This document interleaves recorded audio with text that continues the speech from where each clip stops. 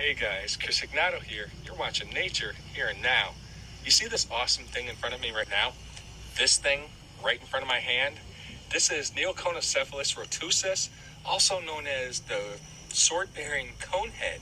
It's a type of katydid, and you can clearly see that this one is a female because she has that long ovipositor sticking out the back.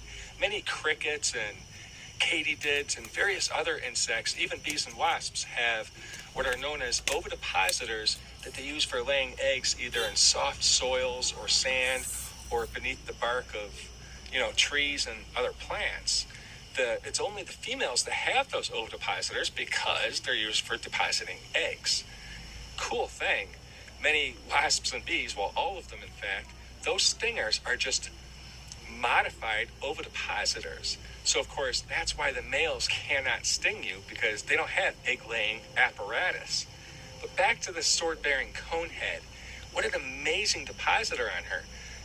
Many of them have like either a short ovipositor or a bit of a fork, like the fork-tailed katydid has a fork-shaped ovipositor. None of the other species have depositors quite as long as this one here, which is, of course, why this one gets that name. I actually don't see many of these. I usually see maybe one or two a year, and of course, this is my first one for this year, so I'm quite excited. Another characteristic of these types of katydids is that long projection on the forehead.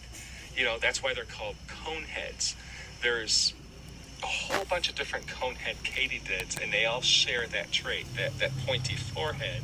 And it's a lot of fun. Some species you actually pinpoint based on either these little markings around the base of the antenna that you can barely see, or this black shape on the underside of the forehead.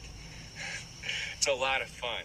These are members of the Orthoptera, and that includes crickets, grasshoppers, and of course katydids and other insects that are related.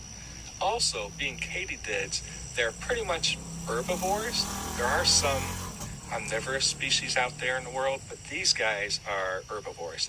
They feed on, leaves and vegetative matter, often in gardens and stuff, which is why to some people they're a nuisance.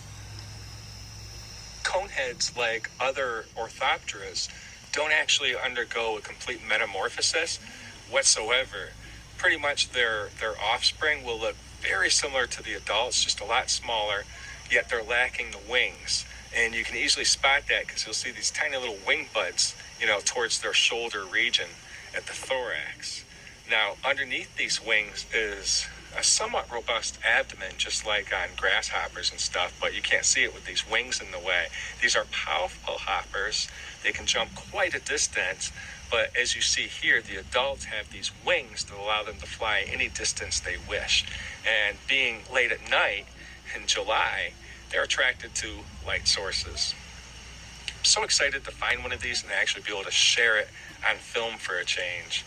But there you have it, the sword-bearing conehead, and I'm really excited. Thanks a lot for watching.